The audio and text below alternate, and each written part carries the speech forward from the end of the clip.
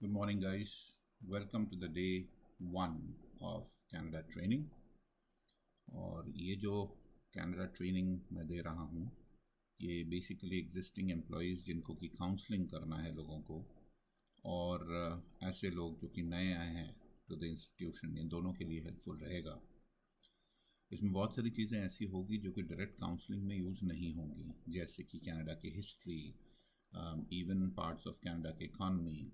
लेकिन वो सारी चीज़ें हमारे लिए जानना ज़रूरी है, क्योंकि काफ़ी बार राइट मोमेंट पे राइट चीज़ें प्रोड्यूस करने पे ही स्टूडेंट और इसके पेरेंट्स कन्विंस होते हैं।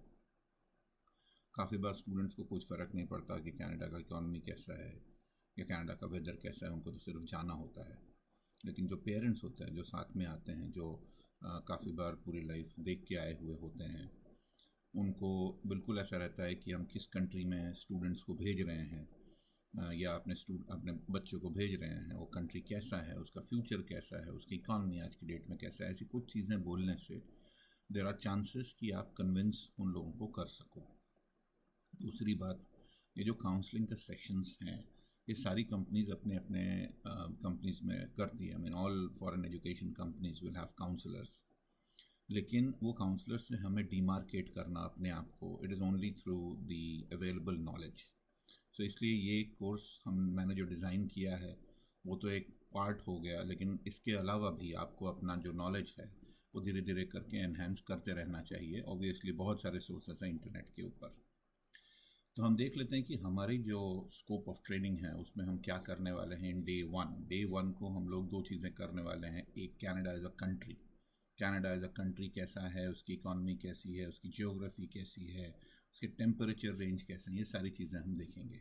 और दूसरा, हम ये बेसिक क्वेश्चन को आंसर करने की कोशिश करेंगे that why study in Canada. बहुत सारे स्टूडेंट्स आएंगे जो कि बहुत सारी चीज़ें लेके आएंगे कि भाई मेरे को जर्मनी जाना है, राइट, मेरे को यूएस जाना है। Okay fine. सो हमें ये डिमार्केशन, ऐसा हम नहीं कह सकते हम कनाडा के काउंसलर्स हैं इसलिए हमें यूएसए के बारे में कुछ पता ही नहीं है, क्योंकि जब भी कोई आएगा वो बोलेगा यूएसए या कनाडा, क्या पढ़ूँ मैं, राइट। अगर ऐसा कुछ हुआ तो we should be able to demarcate कि भाई हाँ यूएसए क्यों और कनाडा क्यों नहीं, या कनाडा क्यों और यूएसए क्यों नहीं। कंप्लीटली स्टूडेंट के प्रोफाइल के ऊपर डिपेंड करेगा। कोई भी काउंसलिंग स्टूडेंट का सोशियो इकोनॉमिक बैकग्राउंड, कोई भी काउंसलिंग आप लेते हो, ये आपको याद रखना है कि स्टूडेंट का सोशियो इकोनॉमिक बैकग्राउंड हमें पता होना चाहिए। स्टूडेंट अगर बहुत हाई फाई है, higher range of the society से आया है, बहुत ज़्यादा अवेयर है, राइट, सो ये सारे स्टूडेंट्स के लिए probably we can pitch countries which suit, वो हम धीरे धीरे करके देखेंगे। उसका इकोनॉमिक बैकग्राउंड अगर बहुत ज़्यादा अच्छा है, बहुत स्ट्रॉन्ग है, तो there are different segments of pitching for those students. लेकिन अमूमन ऐसे स्टूडेंट्स आपको सिर्फ 15% ही मिलेंगे जो कि इस तरह का सोशियो इकोनॉमिक बैकग्राउंड लेके आपके पास आएंगे। 85% स्टूडेंट्स आपके पास ऐसे आएंगे जो कि या तो मिडिल क्लास होंगे या तो लोअर मिडिल क्लास होंगे, right, in terms of their economic situation. और वो लोग अपने आप को एलिवेट करने के लिए फॉरेन एजुकेशन देखते होते हैं, वो लोग खुद और उनकी खुद की फैमिली, राइट। और दूसरे टाइप ऑफ स्टूडेंट्स आपको ऐसे आएंगे जिनका अवेयरनेस जो है, राइट, सोशल अवेयरनेस, जो स्पेशली काठियावाड़ी स्टूडेंट्स अगर मैं बात करूँ, राइट, सोशल अवेयरनेस उनका बहुत ही कम होता है ना। वो लोग अच्छे पढ़ने में होते हैं, मतलब दे आर ओके ओके, पढ़ने में अच्छे नहीं होते, मैं ऐसा नहीं बोलता हूँ, लेकिन बहुत कम परसेंटेज होते हैं जो कि अवेयर होते हैं। इन सारी चीज़ों के ऊपर हमारी काउंसलिंग बहुत इंपॉर्टेंट तरीके से जो है डिपेंड करती है। So we start with Canada as a country. Canada country कैसा है, इसका एक स्नैपशॉट ये आपको हमारे वेबसाइट पे दिख जाएगा। इनिशियली मैंने आपको हमारा वेबसाइट दिया था www.columbusuall.com। इस पे आपको एक स्नैपशॉट पूरा मिल जाएगा। वैसे यहाँ पे आप वीडियो को पॉज भी कर सकते हैं और इस को आप स्टडी कर सकते हैं। बेसिकली कनाडा का जो कैपिटल है उसका नाम है ओटावा। ओके, ये एक ओंटारियो नाम के स्टेट के है अंदर है, राइट। ओंटारियो नाम के स्टेट के अंदर ये एक सिटी है जिसका नाम ओटावा है, which is the capital city of the whole of Canada. ठीक है, कनाडा में unlike Australia, even unlike India, कोई कैपिटल टेरिटरी नहीं है जैसे दिल्ली है इंडिया में, या एसीटी में जो कैनबरा है ऑस्ट्रेलिया में, ऐसा कोई भी कैपिटल टेरिटरी नहीं है। इसके एक स्टेट के अंदर ही, ओंटारियो के अंदर ही ओटावा है। Largest city in the whole of the country is Toronto, वापस ये ओंटारियो स्टेट के अंदर ही आता है। Languages spoken are English and French. ये स्टैटिस्टिक्स बहुत ही इंटरेस्टिंग है और इम्पॉर्टेंट भी है कि आप देख सकते हैं कि साउथ एशियन लोगों का वहाँ पे काफ़ी सारा परसेंटेज है, मतलब कि इंडिया, श्रीलंका, साउथ एशियन जितने भी है, फिलीपींस, राइट, काफ़ी सारा परसेंटेज है 7.1। सो बेसिकली ऐसा बिल्कुल नहीं है कि we can say that Indians नहीं है या थिंग्स लाइक दैट, बट बहुत सारे साउथ एशियन लोग हैं। 7.1 which is probably by far the leading. आप अगर देखते हैं तो इवन इंडिजीनियस ग्रुप्स, यानी कि कनाडा के जो खुद के इंडिजीनियस ग्रुप्स है, उससे भी ज़्यादा परसेंटेज साउथ एशियन का है। Chinese 4.7। So basically China, India and Philippines, right, ये तीन कंट्रीज़ हैं जिन्होंने भर भर के लोग वहाँ पे एक्सपोर्ट किए हैं, ऐसा हम बोल सकते हैं। Canada is a country of immigrants. हाँ, बहुत सारे लोग उसमें वहाँ पे इमिग्रेंट्स ही आपको मिलेंगे, बहुत अबॉरिजिनल्स आपको कम ही मिलेंगे। In fact as of now Canada का 90% increase in population because of immigration, and only 10% जो है वो ऑर्गेनिकली ग्रो कर रहा है, यानी कि लोग अपने बच्चे पैदा कर रहे हैं, उसके बच्चे हो रहे हैं। ये ऑर्गेनिकली ग्रो सिर्फ 10%, 90% is through immigration. Religion, 53.3% are Christians, but there is a fair amount of people who are Muslims, 34.6, and there are fair amount of people who are Hindus as well, 5%, right? So very interesting statistics कि 53% Christian है, 34% Muslims हैं, and 5% Hindus हैं। सो हमारे लिए ये जो statistics है, जो लास्ट दो स्टैटिस्टिक्स है, वो बहुत इंपॉर्टेंट है कि वहाँ पे अच्छा खासा मुस्लिम पॉपुलेशन है और अच्छा खासा हिंदू पॉपुलेशन है। So if somebody wants, in fact एक तीसरा वाला स्टैटिस्टिक्स गुजरात में तो उतना काम नहीं आएगा, लेकिन फिर भी अच्छा खासा 2% आप समझ लो of a whole country, 2% of the whole country is are Sikhs also. So this is quite an amazing statistics actually. मुझे ऐसा लगता है कि अगर आप इंडिया में देखेंगे तो 2% सिक्स नहीं होंगे, 2% से कम ही सिक्स मिलेंगे आपको। इंडिया के पॉपुलेशन में 140 करोड़ लोग हैं, राइट। 140 करोड़ का अगर 2% आप अगर गिनने जाए, राइट, तो 2.8 करोड़ हो गया। 2.8 करोड़ सिक्स शायद इंडिया में नहीं मिले आपको। सो परसेंटेज वाइज सिखिज्म में अपने से आगे हैं वो लोग। It's a very funny statistics, but then yes. So if anybody comes and asks you कि भाई मुझे कनाडा जाना है, I am a Muslim suppose, मुझे मॉस्क्स मिलेंगे कि नहीं, प्लेसेस ऑफ वर्शिप मिलेंगे कि नहीं, यू कैन बी एकदम आंख बंद करके बोल सकते हैं कि भैया कनाडा का 34% जो है वो मुस्लिम पॉपुलेशन है, तो आपको बहुत सारी चीज़ें बड़े आराम से मिलेगी। Second largest, right, same with Hindu, same with Sikhism. Very interesting statistics. It is the second largest country in the world. 99 lakh square kilometer का उसका एरिया है। इंडिया का 33 लाख स्क्वायर किलोमीटर है। इंडिया से multiplied by 3 equal to Canada हो जाता है। Huge country, okay. And population is 40 crore approximately, right, 40 crore का पॉपुलेशन है और $2.2 ट्रिलियन की इकॉनमी है। 15th नहीं है, ये 10th है एज ऑफ नाउ। जैसे मैं वीडियो बना रहा हूँ 2024 में, it is the 10th largest economy in the world, okay, fine. So 2.2 trillion dollars की उसकी इकॉनमी है। ऑफ कोर्स इंडिया काफ़ी ऊपर है उससे, इंडिया 5th पोजीशन पे है। We will come to that when it comes to the economy of Canada, right. But as of now इसका जो स्नैपशॉट है कनाडा का, ये आपको ये चीज़ समझनी पड़ेगी। काउंसलिंग में ये सारी चीज़ें बहुत बहुत ज़्यादा उपयोगी होगी। काउंसलिंग का मतलब बिल्कुल ऐसा नहीं होता कि सिर्फ आपको ये बताना है कौन सी यूनिवर्सिटीज़ और कौन से कोर्सेज, वो तो हर कंट्री में उसी तरह के, खाली यूनिवर्सिटी के नाम चेंज होते हैं, right. So very important, right, this is what Canada looks like. Canada में, कनाडा का जो बेसिक ज्योग्राफी है अगर आप देखेंगे तो उसमें 10 जो है वो प्रोविंसेस हैं, 10 प्रोविंसेस हैं। प्रोविंसेस का मतलब equal to, provinces equal to states. India में जैसे स्टेट्स हैं वहाँ पे प्रोविंसेस बोला जाता है, सेम थिंग। 10 प्रोविंसेस हैं और 3 जो है वो टेरिटरीज हैं, 3 territories. It has got 3 territories, okay, fine. ये टेरिटरीज इतने ज़्यादा ऊपर और इतने ज़्यादा they are so cold, generally यहाँ पे स्टूडेंट्स बहुत ही कम जाते हैं, इनफैक्ट जाते ही नहीं है। You will not have universities and you will not have students going into these territories. So these are the territories. इसके बारे में बहुत ज़्यादा बात करने की ज़रूरत नहीं है। जैसे यूकॉन हो गया, नॉर्थ वेस्ट टेरिटरी हो गया और नानावुट हो गया। These are the territories. इसके बारे में बहुत ज़्यादा बात करने की हमें ज़रूरत ही नहीं है। पर हाँ, ये जो हमारे प्रोविंसेस हैं ये सारे जगह पे इंडियंस इनफैक्ट सारे स्टूडेंट्स जाते ही हैं। जैसे British Columbia, Alberta, Saskatchewan, Manitoba, Ontario जैसा मैंने बताया कि जिसमें कि ओटावा इसका कैपिटल है और टोरंटो इसका मेन सिटी है, right. Okay, Quebec, okay, Quebec is one of them. Okay, एक क्यूबेक सिटी है यहाँ पे। Okay, then there is New Brunswick, then there is Nova Scotia, then there is Prince Edward Island and Newfoundland and Labrador. ये इसके 10 provinces हैं with the respective capital. So British Columbia का capital है Victoria, Alberta का है Edmonton, सैस्केचुआन का है रेजाइना, Manitoba का है विनिपेग, ओंटारियो का है Toronto. Though the capital city of Canada is Ottawa, but the capital of Ontario is Toronto. जो क्यूबेक है उसका Quebec city,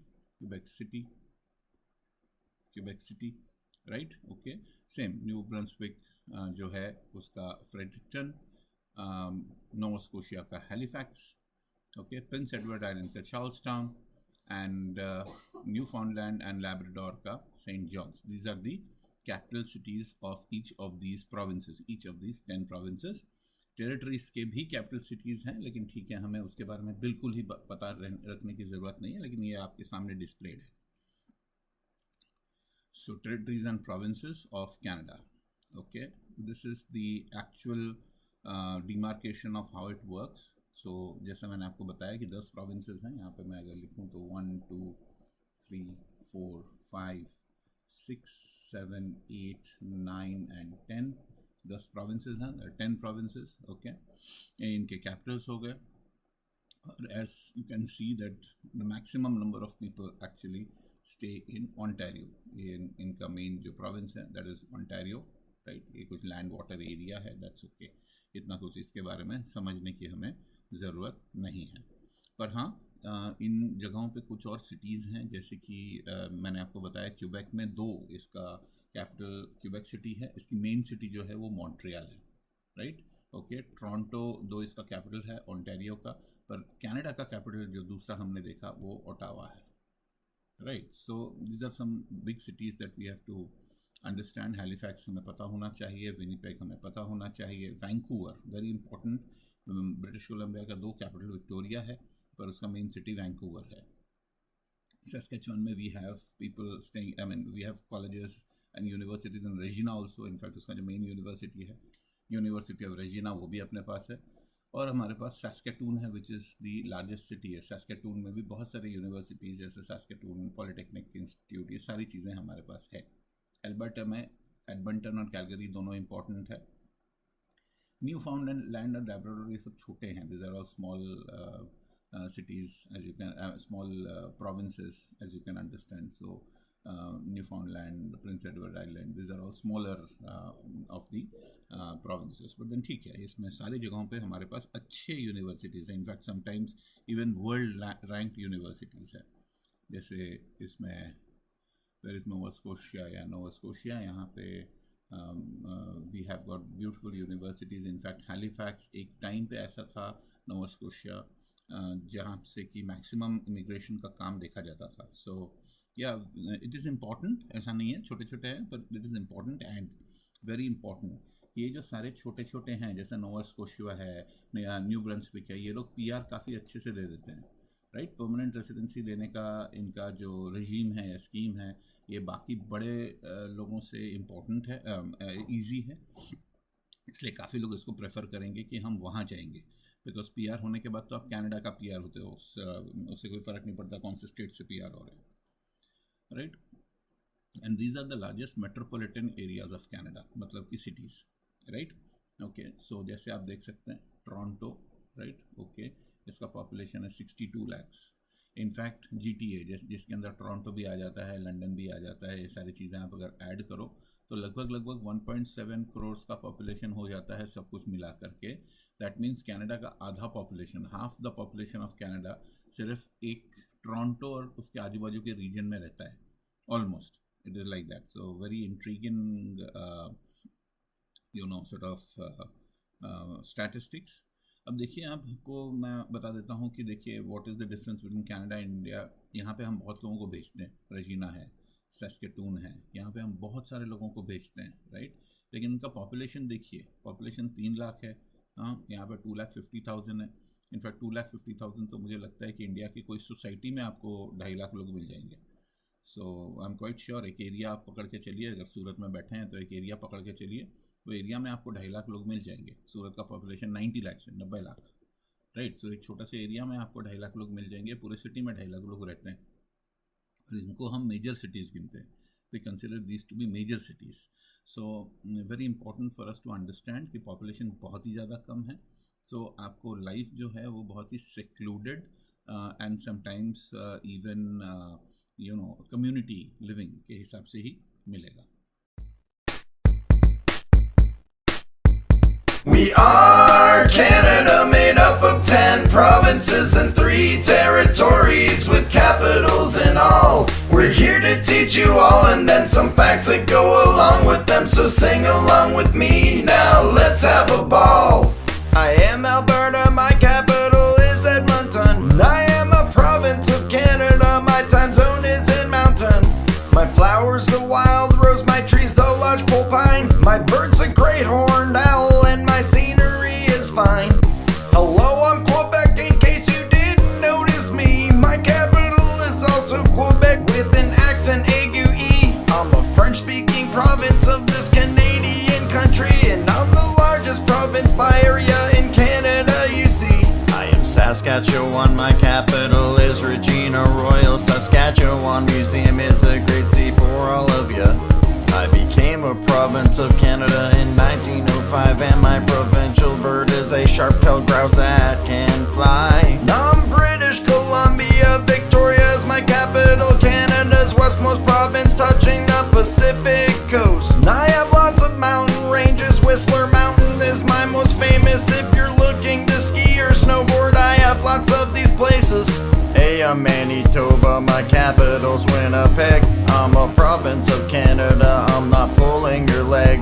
Husk flowers, my provincial flower, great gray owls, my bird. I have Arctic tundra in the north and southern farmland to herd. Hey, I'm Ontario, my capital is Toronto. The Hudson Bay's to my north and the US to the south, you know. Half of Lake Ontario sits in my province, you see. It's one of the 5 Great Lakes, 4 of them do border me.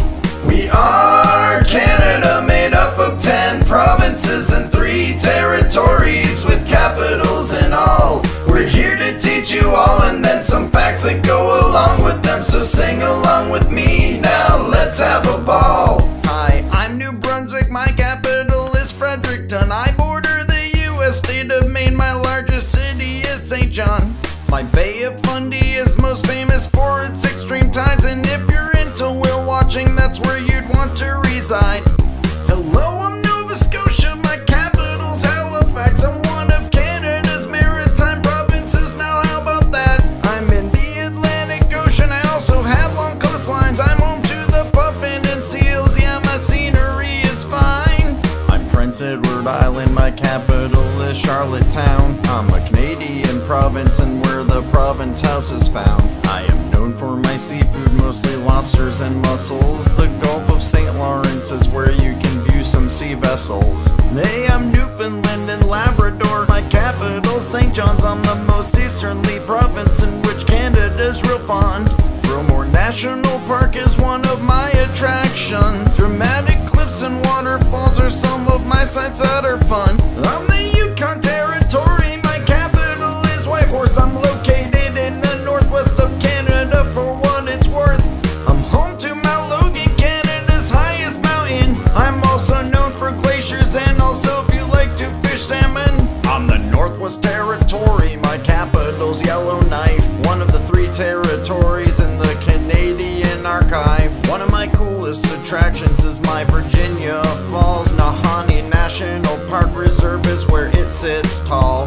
I'm the Nunavut Territory, capital's Iqaluit. I am known for my indigenous people, the Inuit.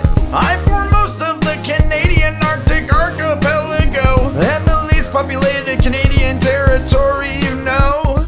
We are Canada, made up of 10 provinces and 3 territories with capitals and all. We're here to teach you all, and then some facts that go along with them. So sing along with me now, let's have a ball. provinces and 3 territories with capitals and all. We're here to teach you all and then some facts that go along with them. So sing along with me now, let's have a ball.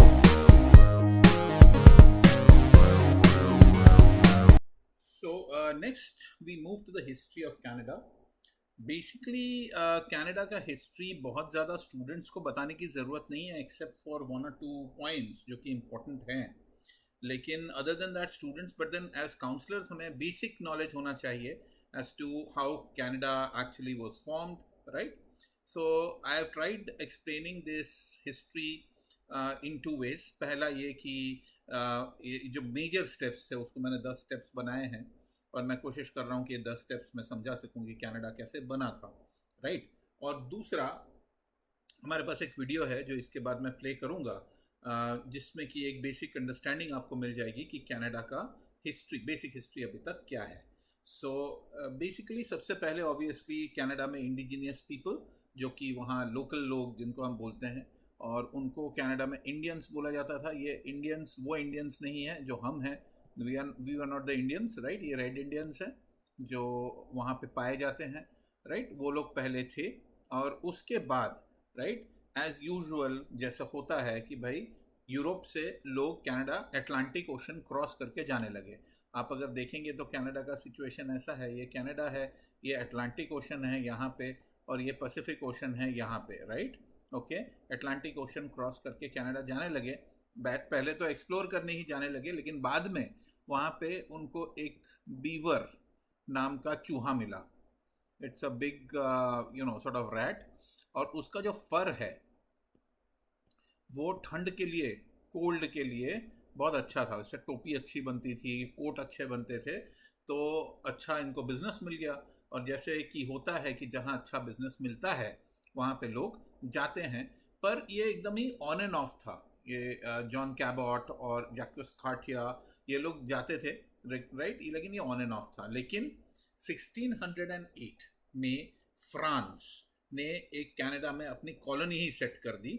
और that was the first time probably जहाँ पे कि the colony in Canada was set up, right. और उन्होंने इस जगह का नाम दिया क्यूबेक सिटी, राइट. वहाँ पे एक जगह है सेंट लॉरेंस, आपको आएगा काफ़ी बार. सेंट लॉरेंस एक सेंट थे, उस दिन को भाई वहाँ पहुँचे थे, राइट. तो सेंट लॉरेंस का एक उन्होंने रिवर सेंट लॉरेंस बना दिया, और क्यूबेक सिटी वहाँ पे उन्होंने नाम रख दिया उस जगह का. और जहाँ वो पहुँचे, राइट, ओके, वो उसका नाम उन्होंने एबोरिजिनल जो कि कनाता था, Kanata, right, which means settlement.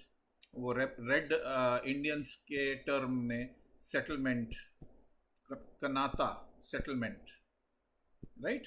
Okay, Kanata, Kanata, right. उसको उन्होंने करके बोल दिया इस एरिया को, ये जगह है कनाडा, राइट. तो आज भी जो पंजाबी कनेडा बोलते हैं या कनाता बोलते हैं, basically it is originated out of that. As usual जहाँ पे पैसा है वहाँ पे ब्रिटिश वाले पहुँचे, जैसे इंडिया में आए थे.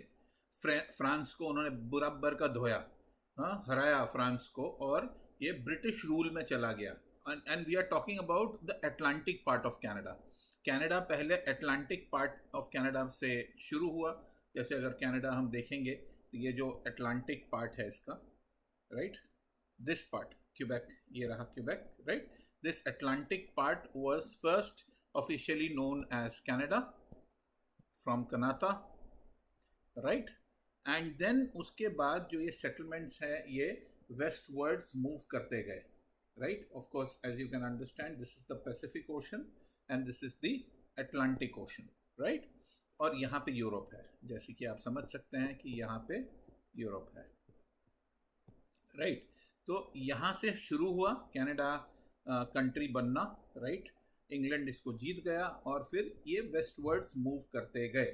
धीरे धीरे धीरे धीरे करके एक एक चीज़ें इसके अंदर मिक्स होती गई, और कनाडा का जो मॉडर्न शेप है जो आप देख रहे हो, वो मॉडर्न शेप आज जैसा है वैसा कनाडा में लिया, right.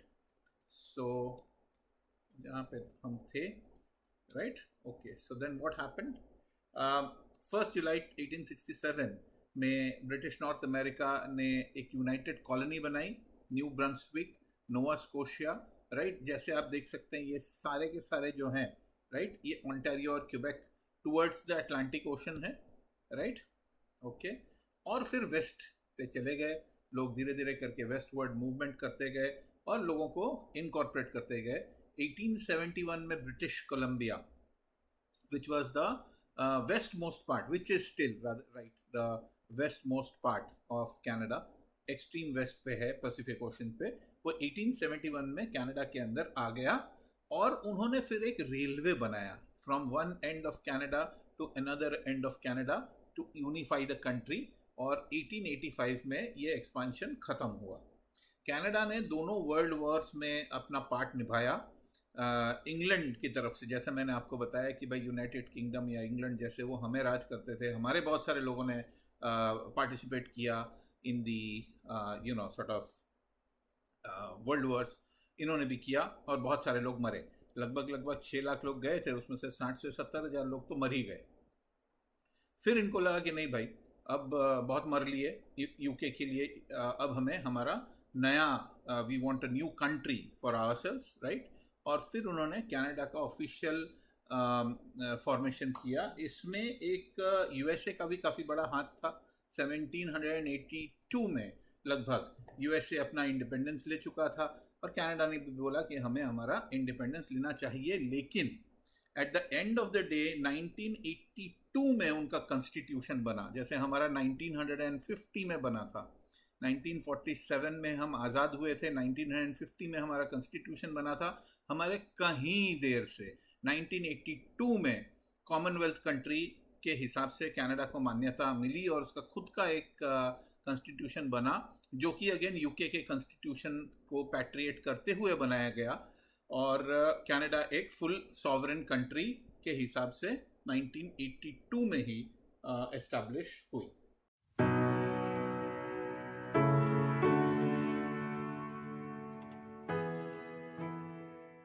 Canada, known for their delicious maple syrup, and being home to nearly all of the greatest hockey players of all time, is the second largest nation on Earth, and with approximately 2 million lakes, contains over 50% of the freshwater lakes on the planet. For many thousands of years, this region was populated with many indigenous tribes of hardy people, capable of overcoming the severe and lengthy winters, thriving and developing unique cultures. The first non-native people to settle in Canada, and the New World in general that we know of for sure, were the Vikings. They built a settlement in Newfoundland around 1000 AD.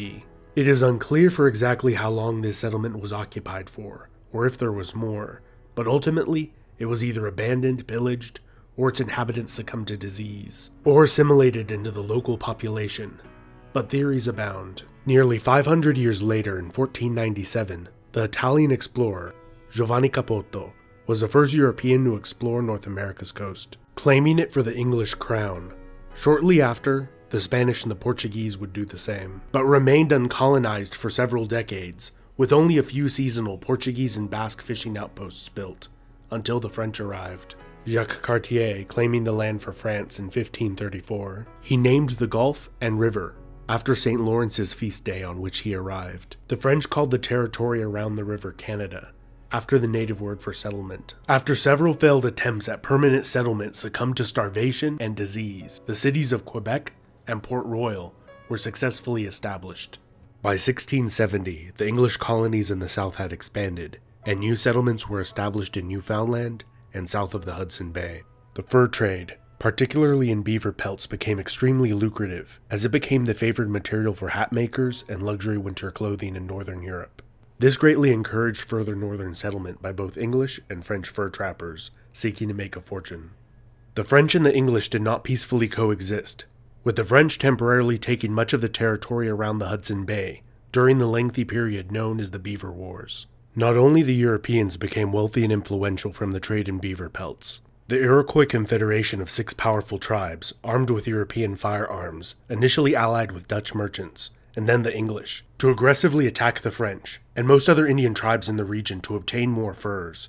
Many of these tribes banded together with the French to halt Iroquois expansion. Peace was negotiated after 72 years of fighting, and many, mostly Indian lives lost. and little territorial change. The region of New France was comprised of several colonies. Canada and Louisiana were the largest, along with the smaller Plaisance and Acadia, which the British Empire obtained from the French in the Treaty of Utrecht in 1713 in a complicated agreement concerning the War of Spanish Succession. France also recognized the legitimacy of the Hudson Bay Company's claim over Rupert's Land. Interestingly, the Hudson Bay Company is still in existence today, primarily as owners of a retail store chain, bearing their name. Despite their larger territory, the French increasingly became outnumbered by the rapidly growing British colonies surrounding them, by a margin of 10-1 by the time the next major conflict between the two occurred. During the 7 Years' War, or the French and Indian War, as it has become known in much of North America, French-speaking Acadians were deported far from the Canadian borderlands, some of whom formed the basis of much of the Cajun population of modern-day Louisiana and New Orleans. Both English and French empires sent thousands of regular infantry to North America during the war, supported by local militias and Indian tribes.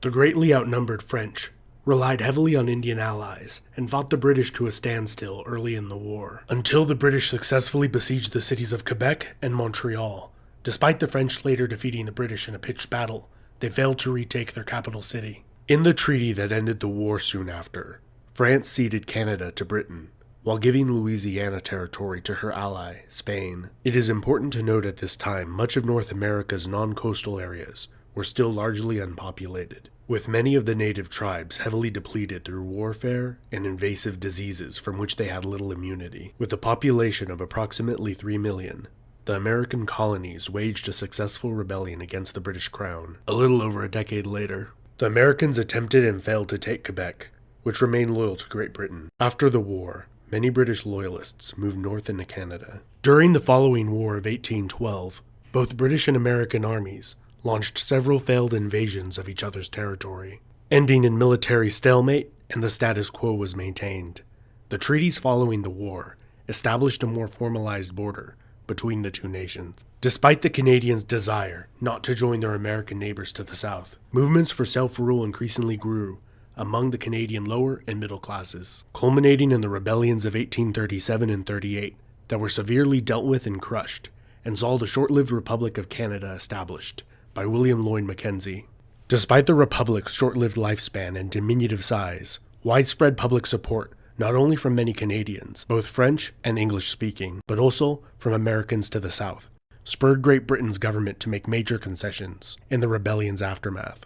The Act of Union in 1840 united Upper and Lower Canada into the new province of Canada, and the granting of responsible government soon after allowed for a far greater degree of self-rule to be exercised by the elected representatives of the people. In 1846, the disputed Oregon Territory was peaceably divided between Great Britain and the United States, pretty much by drawing a straight line and giving Vancouver Island to Canada. Throughout the 19th century, a massive boom in the logging industry fueled large waves of immigration to Canada, gradually replacing the fur trade as Canada's most lucrative industry. In 1867, the British North America Act, or more commonly called the Constitution Act today, established Canada as a self-governing democracy, with Ottawa as its capital city. To the west, the Hudson's Bay Company negotiated the sale of Rupert's Land to the newly formed Canadian government. The Métis people, of mixed European, primarily French, and Indian ancestry, were the largest population of the Winnipeg area of what is now Manitoba. Fearing the land they had held for generations would be seized by newcomers from the east, they rose in rebellion, creating a provisional government. And after a tense standoff, and eventual occupation by federal troops, many of their demands were met, respecting their rights. The leader of the rebellion, Louis Riel, would lead another larger but less successful rebellion 15 years later that ended with his trial and execution. Louis Riel became a martyr, or villain to many Canadians, his death increasing the tensions between Indian Métis, English, and French groups in society. Because of the key role the partially completed Transcontinental Railway played in the suppression of the rebellion, political support for completing it soared among English-speaking Canadians, and the railroad was completed in only 4 years from when it had begun. The 1890s saw the Klondike Gold Rush, in which over 100,000 prospectors set out to the remote Yukon region in hopes of striking it rich. Some did, but most didn't. After several decades of stagnant population growth, largely due to emigration to the United States, Canada's population sharply increased due to a good economy and high foreign immigration throughout the early 20th century. During the First World War, Canada, still a dominion of the United Kingdom, sent 620,000 troops to fight in Europe. 67,000 would die, while another 173,000 would be wounded. The staggering casualty rate grieved and shocked the nation. The war had a strong impact on Canadian nationalism and the desire to self-govern its own international affairs, which they obtained when the British Parliament passed the Statute of Westminster in 1931, which acknowledged Canada's co-equal status with the United Kingdom. Between the world wars, Canada was hit particularly hard during the Great Depression of the early 1930s, with unemployment rates reaching 25%, and many men living in unemployment relief camps. During the Second World War, over 1.1 million Canadians served in that brutal conflict that left nearly 100,000 of them dead or wounded. In 1949, Newfoundland became the last Canadian province to incorporate. In 1965, Canada adopted its current flag. Here's a selection of some of the other national flags that were proposed. Let me know in the comments of which one do you think looks best. In 1982, the Canada Act passed the Parliament of the United Kingdom and was ratified by the Queen, granting Canada the right to create their own constitution, which they promptly did. Still recognizing the constitutional monarchy in a mostly ceremonial rule, the new constitution abolished the British Parliament's remnants of influence over Canada. Canada is now a nation of over 36 million people, where over 20% speak French as a first language, and has the 10th largest economy in the world. The province of Quebec has maintained a strong French influence over the centuries, and has on 2 occasions voted in referendums to decide whether Quebec should proclaim national sovereignty and become an independent country. In 1995, it very nearly did not pass, with secession still being an issue till this day. Okay, guys, now we come to the next important part of Canada because ये एक part climate का ऐसा है जो Canada में काफ़ी इंक्लेमेंट रहता है ऐसा लोगों को लगता है, लेकिन ऐसा नहीं है, नॉट रियली दैट इंक्लेमेंट। लेकिन हाँ, इंडिया के आप कंपैरिजन में करोगे तो इंक्लेमेंट क्लाइमेट डेफिनेटली है। सो कनाडा में वेरिड क्लाइमेट जोन्स हैं, राइट। जैसा कि हमें मालूम है कि कनाडा का एक जो साउथ का पार्ट है और एक नॉर्थ का पार्ट है। जो नॉर्थ का पार्ट है ऑब्वियसली वो आर्कटिक रीजन में आ जाता है, राइट, नॉर्थ पोल के आसपास। तो नेचुरली यू कैन अंडरस्टैंड कि ये -40 डिग्रीज के आसपास पहुंच जाएगा, right. Winters are generally cold throughout Canada. हाँ, और स्पेशली ये जो बीच वाले स्टेट्स हैं, दैट इज़ अल्बर्टा, सस्केचुआन और मैनिटोबा, राइट, जहाँ पे कि सी बीचेस नहीं है, मतलब सी नहीं है, let us put it that way, वहाँ पे एक्सट्रीमली कोल्ड डेफिनेटली हो सकता है। ब्रिटिश कोलंबिया, ये जो पूरा स्टेट है, काफ़ी लोग जाना चाहते हैं क्योंकि इसका जो क्लाइमेट है वो कंपैरेटिवली काफ़ी माइल्ड रहता है, राइट, ओके। और बाकी जो जगह है वहाँ पे कॉन्टिनेंटल क्लाइमेट है, दैट इज़ आप समझ लीजिए कि -10 इन विंटर्स से लेकर के 25 डिग्री सेंटीग्रेड, राइट। जो समर्स में ये पॉसिबिलिटी है कि भाई ऐसा कुछ हो। इनफैक्ट कुछ 2-3 साल पहले 2004 में मैं रिकॉर्ड कर रहा हूँ, 2-3 साल पहले 40 डिग्री सेंटीग्रेड पहुँच गया था टेम्परेचर। काफ़ी सारे लोग, lot of people died in Canada because of this, right? And obviously there can be some seasonal variations in many region, and obviously predominantly cold, misty or snowy region है। ये एक sort of graph मैंने लिया है for averages in Toronto, which is the largest city in Canada. As you can see that winters में, which is December से लेकर के आप समझ लीजिए मार्च तक, ये टेम्परेचर्स काफ़ी कम होते हैं। जैसा मैंने आपको बताया, -9 या एवरेजेस हैं कुछ -5, राइट, से लेकर के -1, -4, 5, और बाकी जो टाइम है वो एक इस तरह का रेंज में रहता है। The highest being about 26-27 degree centigrade in Toronto. So ये एक प्रॉब्लम है ही, climate weather is a problem in Canada, that is for sure. But then yeah, people who go to Canada have to deal with it. But then yeah, people who, so especially people who are going in for Saskatchewan, Alberta and Manitoba, Saskatchewan, Alberta or Manitoba, they might have to look at things or temperatures which are pretty much in on the lower side of 0 degree centigrade, right? So वो एक problem है. The economy of Canada, okay, the economy of Canada is the 10th largest. जैसा हमने आपको अभी बताया है, it is 2.24 trillion dollars, right? In billions है ये, right? 2.24 thousand billion. That is 2.24 trillion. India is somewhere here. 3.94. We will be shortly climbing within 10 years to the third largest. When we are looking at a $5 trillion economy, वो achieve हो ही जाना चाहिए India से, right? So I'm quite sure that, but then we have to understand that this economy is based out of 4 crore people, while this economy is based out of 140 crore people, right? So the per capita income, obviously you can understand that there is a huge lot of difference between the two. Canada is very rich in natural resources. जैसे आपने Canada के इन्वेशन में भी पढ़ा होगा कि भाई Canada में लोग एक्चुअली आके क्यों रुके, right? One of the primary reasons was would, right? बहुत सारा वुड है, बहुत सारा जंगल है, right? Natural resources, petroleum petrol reserves बहुत हैं, हाँ, फर जैसा हमने ये पढ़ा, बहुत सारे नेचुरल रिसोर्सेज कनाडा में है. So very rich in natural resources, right? It's the fourth largest oil producer, the third largest reserves globally. Canada में थर्ड लार्जेस्ट ऑयल रिजर्व्स है globally after Kuwait and Saudi Arabia. Canada is number 3. उसके बाद Venezuela है, उसके बाद Russia है, जो Russian oil के बारे में अभी हम 2024 में बात कर रहे हैं, right? So this is how it goes, right? Trade and exports, let me be very very honest about it, कि इसके बाद मैं I will post I mean I put a video on the Canadian economy, but then yeah, there are not a lot of exports other than to USA.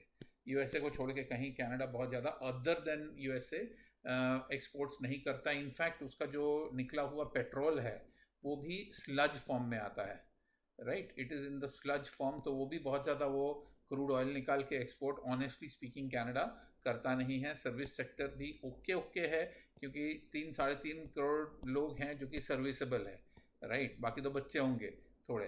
So natural है कि भाई ठीक है, अच्छा है. 70% ऑफ कैनेडाज जीडीपी, वो तो हर एक कंट्री का ही होता है honestly speaking, with finance, real estate, health care, education being dominant. ठीक है, कोई बड़ी बात है नहीं. I don't think that this requires a lot of deliberations. मैंने कनाडा के इकोनॉमी के ऊपर एक वीडियो इसके बाद लगाया है, जैसे मैं आपको बताता हूँ. I think that will be self explanatory. There are things that Canada does manufacture, specially with aerospace. काफ़ी सारा जो एयरबस का पार्ट है वो कनाडा में बनता है, और ऑटोमोबाइल ये काफ़ी सारा कनाडा में बनता है, उसमें कोई डाउट ही नहीं है, right? Innovation and technology, yes, we are looking at Canada as a good innovative sector in the future, and very important because Canada is pumping in a lot of money. We will come to that in a minute. So in the labor market and the agriculture and agri-food, okay. So these are the major industries of Canada. You can pause the video and you can actually read through it. I don't think that we need a lot of deliberations. You can go through the video that I have put after this. This is important. This is important. Science and technology. Now Canada is really बहुत ज़्यादा वो push कर रहा है on finding out new sectors where it can work, right? काफ़ी ज़्यादा sectors जो कि वर्ल्ड इकोनॉमी में उसको हेल्प करेगा. इसीलिए कनाडा में आज के बाद आप ये देखेंगे कि मास्टर्स डिग्री के लिए बहुत सारा there will be an upsurge in master's degree. So Canada is going to promote master's degree instead of the PG and the UG diploma जो अभी तक वो करता आया है. अभी तक कनाडा ये करता आया है कि डिप्लोमा ले लो जी, राइट? कि यहाँ पे आओ, डिप्लोमा लो, फिर डीजल मैकेनिक बन जाओ, हमें बहुत सारों की ज़रूरत है, ट्रक ड्राइवर बन जाओ जी, हाँ, वेल्डर बन जाओ, फिटर बन जाओ, कारपेंटर बन जाओ. अब ये चीज़ को वो लोग चेंज करना चाहते हैं. इसीलिए आपने देखा होगा कि अभी कनाडा में है जो स्पाउस, अगर स्पाउसल वीज़ास की बात करो तो स्पाउसल वीज़ास बैचलर्स लेवल पे या यूजी एंड पीजी डिप्लोमा पे बंद कर दिया है, मास्टर्स डिग्री पे लेके जाने देते हैं, simply because they are going to promote it. They are putting in a lot of money. 2022 में $43.2 बिलियन, 15 नोबेल लॉरिएट्स वहाँ पे हुए हैं इन कनाडा, राइट? इंटरनेट यूजर्स काफ़ी है, हाँ.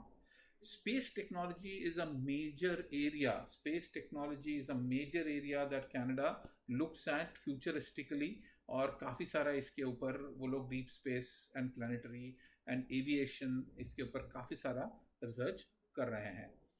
This is Canada, a highly advanced first world country blessed with an abundance of natural resources and polite people. This nation is often a side thought when compared to its far more influential and much louder brother to the south. But Canada is an extremely important economy in its own right, with a few key contributors that make it truly unique in the Western Hemisphere. For starters, it is a Commonwealth country, meaning that while it is a free and independent state, it still takes a lot of its lessons from its mother back across the Atlantic Ocean. The nation is also blessed and cursed by its own geography. And another issue worth exploring is the love-hate relationship that Canada has with skilled immigration.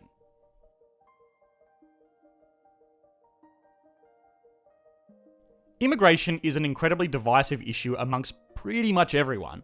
The same has been true in Canada.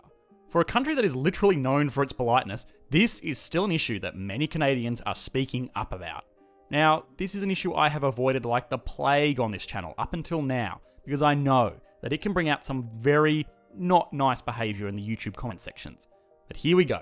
I'm going to be brave for it, while of course, as always, we will not be getting into the social or political issues involving immigration. We are just going to be looking at the economics of how it impacts the nation and its citizens, both positively and negatively. Canada has one of the highest foreign-born populations in the world. As of 2015, the United Nations Department of Economic and Social Affairs estimated that almost 22% of the Canadian population was represented by people not born in Canada. It should be noted that this 22% was not entirely made up of non-Canadian born citizens, but also a mix of foreign citizens living in the country permanently on a range of visas that the country offers, from student visas to spousal visas and even full working visas, which gives the people full rights of a Canadian citizen, minus the ability to vote and a few other fringe benefits. Canada has also been very prosperous in many senses because of this. Inviting skilled migrants into an economy has a very strong correlation with economic growth. This is statistically almost a certainty in data confidence levels, and has been shown to be the case in almost every other country where it has been studied. By bringing in students and skilled workers, you are also bringing in their money. If an engineer from China moves to Canada, they are not going to come over empty-handed. They are going to bring cash and will often move into a role where they are contributing significantly more to the economy than what they are taking in a wage. I also want to get over the argument that these individuals will be taking jobs that could have otherwise gone to born and raised Canadian citizens, because for the most part, skilled workers visas are given to people in professions that are severely undermanned in the workforce. The equation gets even more favourable when you consider the Canadian Student Visa Program.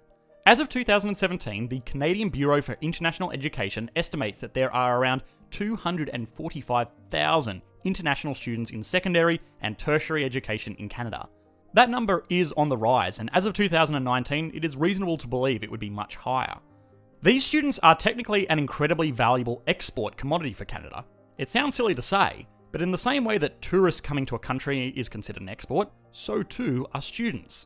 The average international student in Canada is getting a significant portion of their income from their home countries, typically from wealthy parents. Sure, Canadian student visas do allow students limited access to employment, but it is incredibly rare that a student on a student visa in Canada will be self-sufficient on what they can earn from their employment in the country itself. So what this normally means is that the average student is paying a lot of money into Canadian schools and universities. They are also paying a lot of money to fund their lifestyle while they are in the country, and in return, Canada is educating them and sending smarter students back home. Canada gets money, and the country that the student is from gets a smarter student. And looking at it from the most basic level, you can see how education is a major export, just the same as anything that can be loaded into shipping containers. Students on student visas are the closest thing an economy can get to a shot of pure cash injected straight into the system. Skilled migration is not without its flaws though, the most apparent of which is the severe cost of living increases these wealthy migrants can bring with them, most notably in the real estate market. Vancouver, Canada is a popular city for wealthy migrants into Canada. Its natural beauty, legendary safety, and proximity to the American West Coast makes it a popular destination for wealthy migrants. And its world-famous universities make it an equally popular destination for international students. The influx of these wealthy foreign residents has caused huge appreciation in the property prices in the city. We have explored this issue briefly before when we were looking at the economy of Australia, who has had similar phenomenon impact its major cities. But in Vancouver, Canada, the effects are much more apparent. For many born and raised Canadians, this has made home ownership unattainable because average properties in the suburbs of Vancouver are easily selling for over 10 times the national average wage.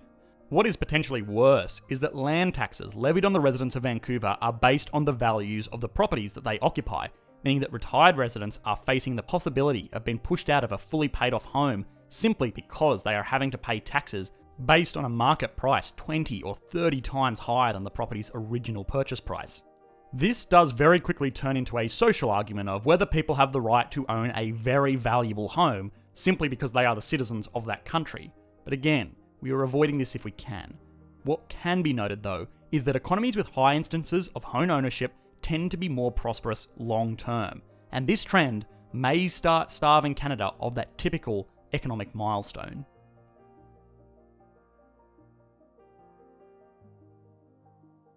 We have explored resource-rich economies on the channel before, most notably Norway, Australia, and the Democratic Republic of the Congo, which are all wildly different economies at their core. Basically, Norway was super responsible with its natural resource wealth, effectively nationalising a majority of the revenue and putting it towards an investment fund. Australia did benefit from its resources through jobs and industries in the nation, but it was actually pretty limited, and a lot of critics note that much of the wealth here was pilfered by mining companies, and that the average Australian didn't see much tangible benefit from the resource boom. On the bottom of this scale are countries like the Democratic Republic of the Congo, which, as we have discussed, is an incredibly resource-rich country with incredibly poor citizens because of severe political and structural issues facing the country itself. Canada lies somewhere in the middle of this resource wealth responsibility spectrum. It does have mining taxes aimed at returning the natural wealth of the nation back to its citizens. This comes in the form of a federal mining tax, as well as a mining tax for all of the provinces and territories of the country, apart from Prince Edward Island, because it doesn't have any mines there, so you know. This is actually pretty responsible. Once materials are dug out of the ground and exported, they are not coming back again. So it is crucial that some of that revenue from these resources goes into the future of the nation for a time when it cannot rely on exporting these resources. I don't want to get too bogged down in mining as an industry. For the most part, we have already explored what resources can mean for an economy if handled correctly or if handled poorly. What I do want to explore though is how the Canadian mining industry and its economy as a whole is impacted by its geography.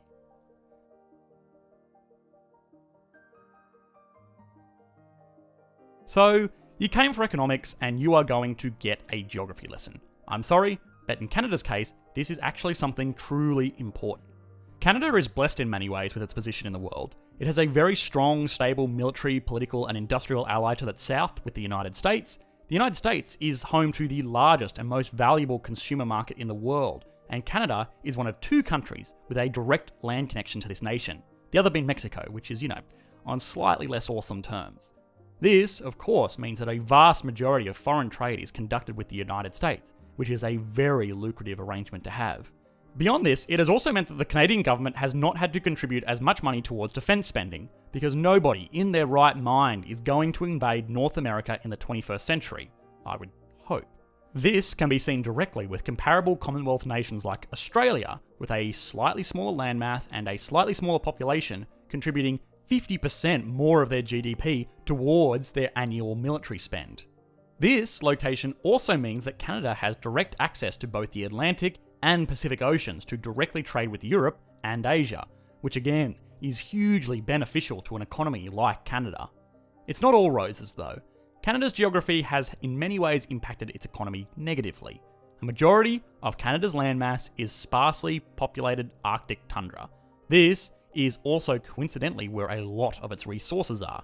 This makes resource extraction far more expensive than it would be in a regular economy. If you have ever watched Ice Road Truckers, you will know that the conditions that these mines operate in is extreme, and it costs a lot of money to run these facilities. When compared to mines in Australia or the United States or stable Middle Eastern countries, the average Canadian mine has a lower profit margin because of these environmental expenses.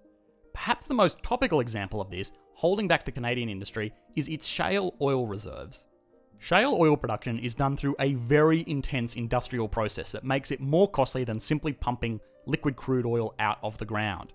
But it is still an industry that has seen much success in many countries around the world, including the United States. Canada has all of the right conditions to capitalise on this type of oil productions. For starters, it has shale oil. Great.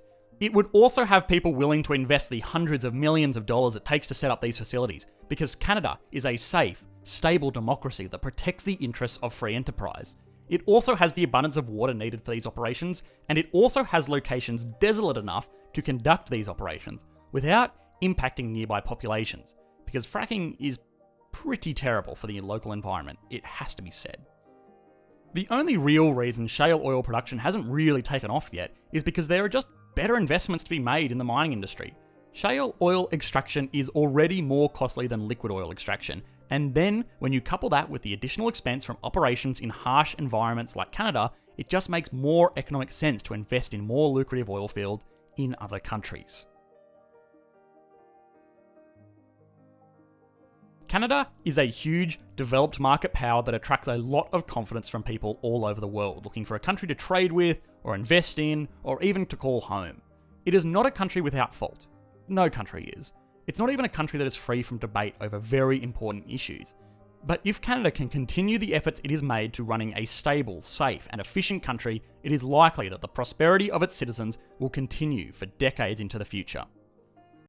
So guys, now about the country wherein we are talking about Canada in general, हम उसकी demography को देखते हैं. Demography मतलब people in general, लोग, right? So ये कुछ points हैं जो कनाडा के बारे में हमें पता होना चाहिए. पहला ये कि कनाडा जो है लगभग 3.6 करोड़ का पॉपुलेशन उसका था इन 2021.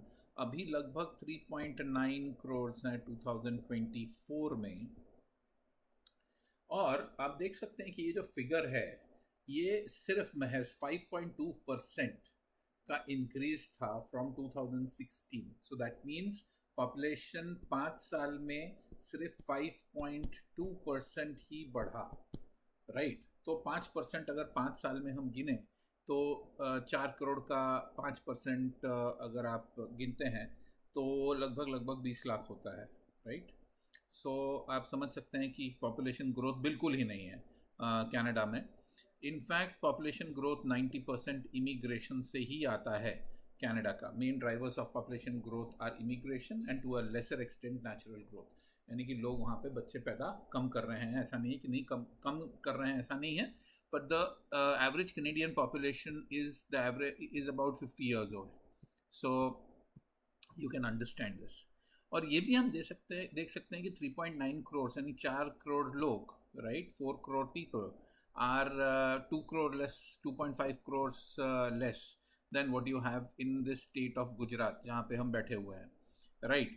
So 4 करोड़ लोग कुछ भी नहीं है, nothing as in a country which is 3 times the size of India into 3, right? कुछ भी नहीं है. और ये जो पॉपुलेशन है, ये पॉपुलेशन भी मोर और लेस आप समझ लो कि भाई कनाडा के का जो साउथ पार्ट है which is the border to the US, right? उसमें लगभग 150 किलोमीटर्स के अंदर पूरा का पूरा पॉपुलेशन जो है लगभग 90%, 80-90% पॉपुलेशन इसी रीजन में है. That would mean that some parts of Canada are absolutely free of people, जो कि काफ़ी सारा स्कोप है for population to go and settle in. काफ़ी सारे अपॉर्चुनिटीज़ भी हैं इन एरियाज में because of very very rich in natural resources on the top, right? So essentially that would mean that for the next 20-30 years, right, even if Canada takes जो record अभी उसने लिया था 2021 में, ऐसा बोलते हैं कि भाई 4 लाख नए इमिग्रेंट्स उन्होंने लिए थे और 47,600 2022 में उन्होंने रेफ्यूजी ले लिए थे, राइट? जैसे यूक्रेन में वॉर हुआ, रेफ्यूजी चला गया, मिडल ईस्ट से कोई बंदा गया, उसको रेफ्यूजी ले लिया, ऐसे करके वो पॉपुलेशन ले रहे हैं, राइट? कहने का मतलब एकदम सिंपल है.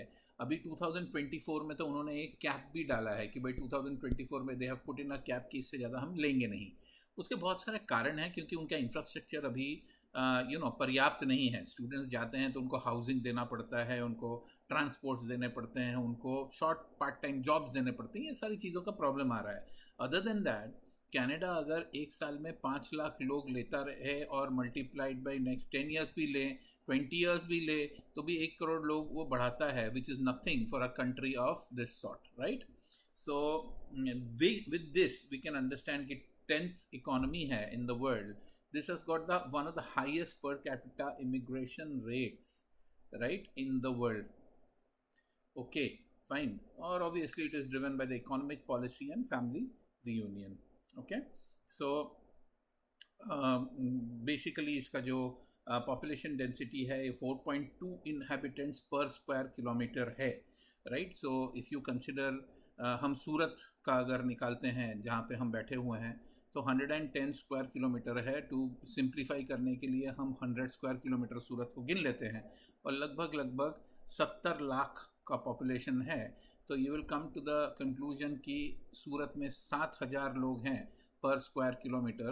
Consider that to 4.2 inhabitants in Canada in fact per square kilometer. In fact, कुछ पार्ट्स कनाडा के ऐसे हैं जहाँ पे कि लोग ही नहीं हैं, there are zero, the population density is actually zero, specially on the top, right? कुछ जगह ऐसी है। According to recent data, the population of Canada is now approximately 37 million people. But the population is not spread evenly over the entire country. The majority of Canadians, up to 90% of the population, live within 160 kilometers of the US border. 8 out of 10 of Canada's largest cities are included in this small wedge of space that accounts for only 5% of Canada's territory. This means that the population density of Canada varies significantly from place to place. The largest cities, like Toronto and Montreal, have population densities of about 4,000 people per square kilometer, whereas some areas of Canada have 0 people per square kilometer. With its large area and relatively small population, the average population density across the country is 3.7 people per square kilometer.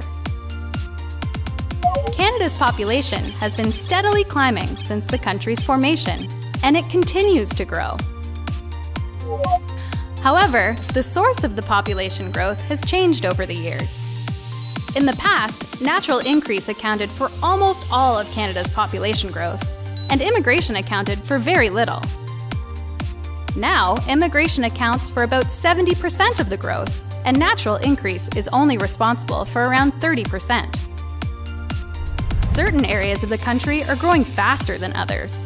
The western provinces, especially Alberta and the Northern Territories, particularly Nunavut and the Yukon, are seeing increased growth compared to the other provinces and territories. Canada's major cities are also seeing more growth. Calgary, Edmonton, Vancouver, and Toronto are Canada's fastest growing cities.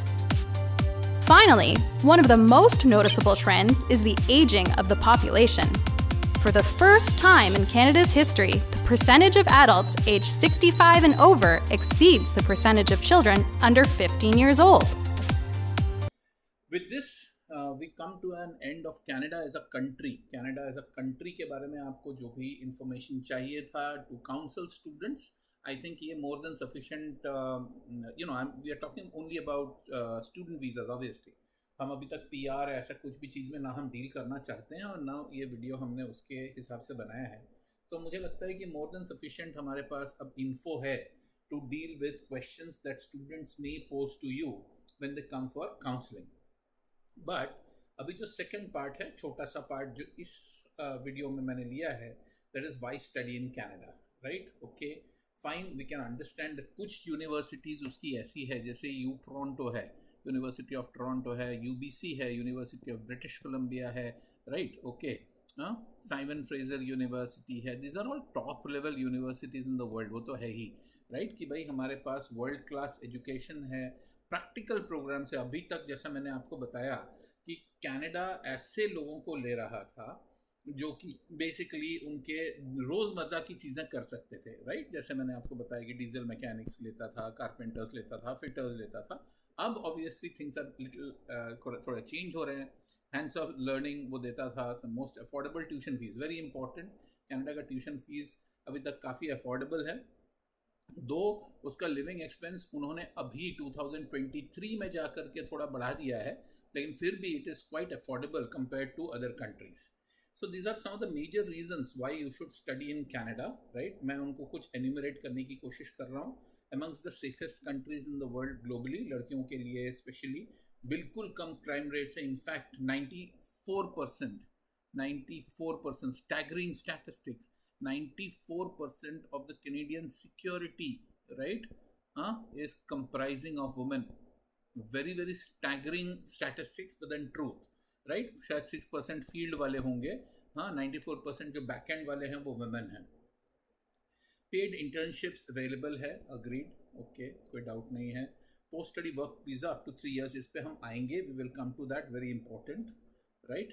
Excellent immigration opportunities, obviously immigration आपको बहुत अच्छे से मिलता है, right? PR जिसको हम बोलते हैं, we call that PR, permanent residency, and leading to citizenship.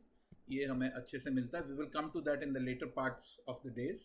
And hands on learning, अभी तक तो बहुत क्लियर था कि एकदम ही हैंड्स ऑन लर्निंग कनाडा में होता था, वेरिन सब कुछ प्रैक्टिकली दिखाया जा सकता था, और दिखाते थे और दिखाते हैं.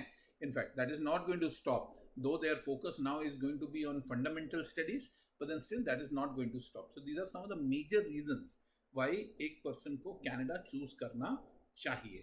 इन द लेटर पार्ट्स, जो हमारे डे 2, डे 3 जो हम बनाने वाले हैं, एंड डे 4 इफ रिक्वायर्ड, तो हम लोग उसमें देखेंगे कि कौन से टॉप सिटीज़ हैं कनाडा में माइग्रेशन लेने के, क्या चांसेस हैं, और कैनेडियन जो एजुकेशन सिस्टम है वो कैसा है, और क्या उसके रिक्वायरमेंट्स रहते हैं, right? So we will see that in the later half of the videos, in day 2, day 3 and day 4 if required, अगर हम पीआर का थोड़ा बहुत कवर करें तो. ठीक है? For the time being we end day 1 विद दिस.